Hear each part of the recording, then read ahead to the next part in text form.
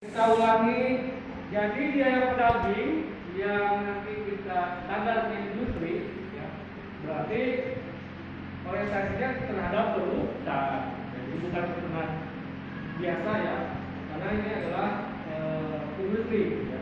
Kita mempelajari ayam pedaging skala industri ya.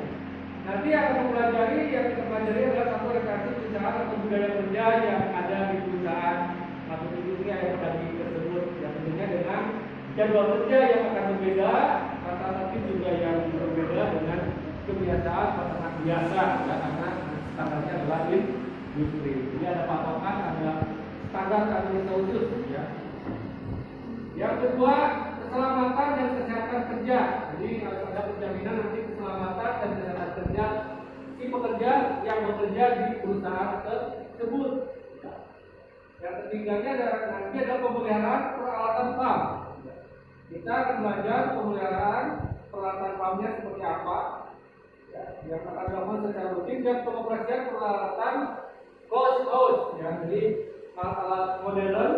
Closed itu nanti bagaimana mengoperasikan pentol, bagaimana melakukan blower pipa, ya, bagaimana mengoperasikan paper. Yang keempat, brooding anak unggas. Ya. Brooding anak unggasnya nanti juga akan sedikit berbeda. Kalau biasa yang konvensional pakai seng gitu ya, sikuan atau pakai kembatan pakai triplek gitu ya, atau minimal pakai seng. Nanti di close itu akan berbeda ya, pembuatan broodingnya. Tapi ada yang pakai seng juga, buatnya ada yang tidak. Terus nanti pakai alatnya, nanti standar pakai kertasnya pakai koran atau nanti pakai beli yang khusus gitu ya. Terus selanjutnya pembesaran unggas. Yang kelima ada pembesaran unggas. Yang keenam penanganan limbah. Bagaimana penanganan limbah di industri, karena limbah peternakannya sangat banyak ya. Kalau misalkan satu kandang 50.000, berarti berapa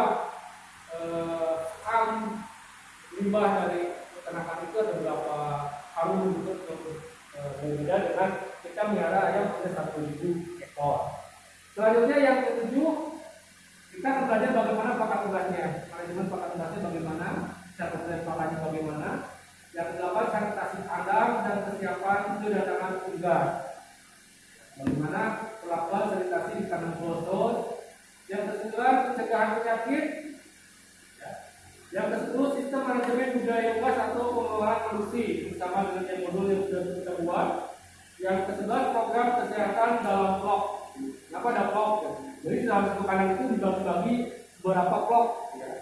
Itu untuk memudahkan pemeliharaan. Jadi kalau misalkan dalam kandang itu ada pemeliharaan di bawah 20.000, itu dibagi dua atau dibagi tiga.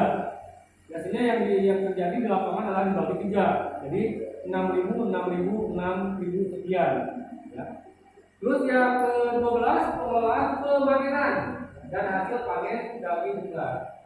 Jadi panennya bagaimana dan hasil panen unggasnya bagaimana? Ya, biasanya masuk ke RPHU ya, rumah potong hewan unggas. Ya, yang memang biasanya masuknya ke RPHU yang standar industri juga.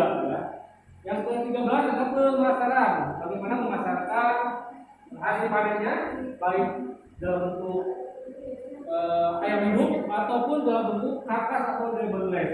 Yang ke-14 adalah perizinan perusahaan. Bagaimana kita membuat suatu izin usaha untuk peternakan ayam standar industri. Karena nanti yang dibuatkan adalah dengan bangunan closed yang lumayan besar ya, lebar memakan area yang sangat luas gitu ya.